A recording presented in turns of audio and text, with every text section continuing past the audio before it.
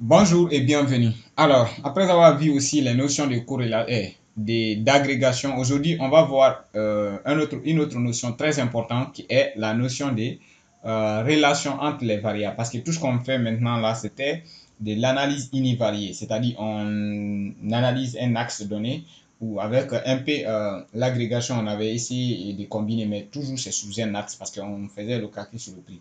Mais maintenant, on peut te dire aussi, est-ce qu'il y a une relation entre telle variable et telle variable? Dans notre cas, par exemple, le prix et la surface de la maison. Est-ce qu'il y a une relation entre l'augmentation ou la diminution en fonction des surfaces ou pas? Vous voyez, ça c'est aussi très important car c'est des concepts qui peuvent aider à la prise de décision aussi également. Donc, qu'est-ce que je vais faire? Je vais faire notre DF toujours, head, et là, on revient là. Maintenant, comme on l'a dit, ce qu'on va faire maintenant, c'est de voir s'il y a une relation entre ces deux variables. Pour cela, le graphique qui est beaucoup plus mieux dans ce contexte-là, c'est le graphique scatter plot. Donc, pour cela, je vais faire PLT, scatter, et au niveau des scatter, qu'est-ce que je vais faire? X maintenant, c'est-à-dire l'axe X, quelle donnée je veux. Par exemple, je peux prendre ici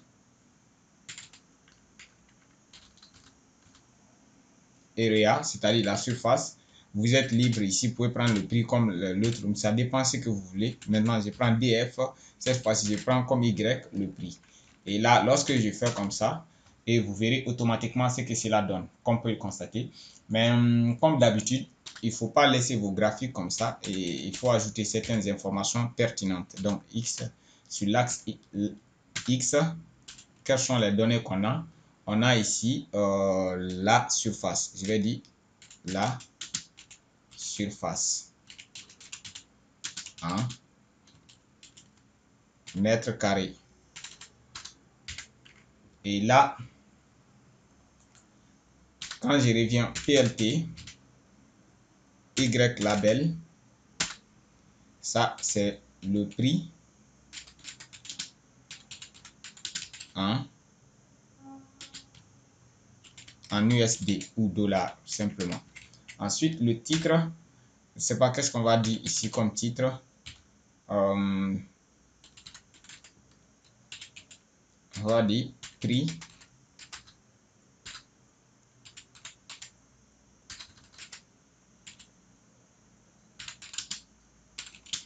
versus, bon, puisque l'axe X, on va commencer par l'axe X.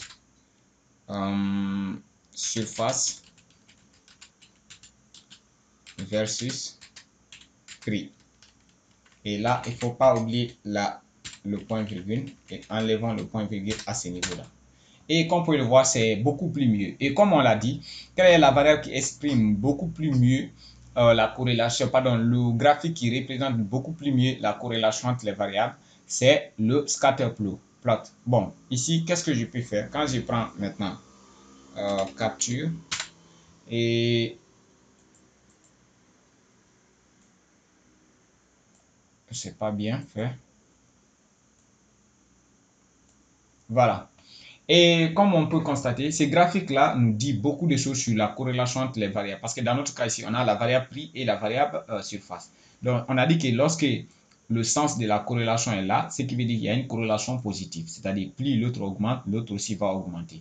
Lorsque c'est dirigé dans ce sens-là, ce qui veut dire que la corrélation est négative. C'est-à-dire, plus celui-ci augmente, plus celui-là va diminuer. Mais ici, effectivement, notre corrélation est dans ce sens-là, c'est-à-dire dans ce sens-là. Ce qui veut dire qu'il y a une corrélation positive.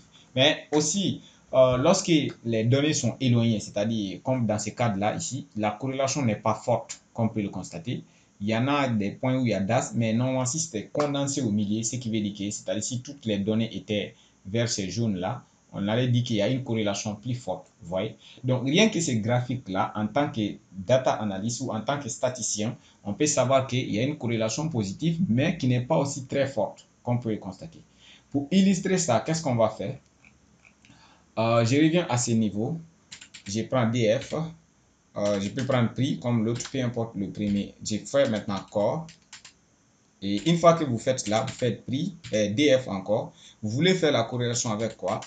Area. Et quand vous venez, et comme vous pouvez le constater, on a dit que la corrélation, elle est positive, mais pas très forte, parce qu'à partir de quand on dit que la corrélation est très forte, lorsque c'est supérieur à 0,6, on commence à considérer que c'est une corrélation plus forte, un peu forte. Donc, comme on peut le constater, on est à 5,8, c'est plus proche de 6, mais ce n'est pas 6, mais quand même c'est un peu fort, comme on peut le constater. Ce qui veut dire simplement que plus la surface d'immersion est grande, plus le prix est élevé. Mais là, ça n'explique pas tout. Si vous voyez que la corrélation n'est pas très forte, ça peut dépendre aussi de la ville, de la zone géographique. C'est pourquoi ici, la corrélation aussi n'est pas très forte. Ce n'est pas allé jusqu'à 1 ou 9. Et il est à noter aussi que la corrélation est entre 0 et 1. Lorsque c'est plus proche de 1, ce qui veut dire qu'il y a une très forte corrélation positive.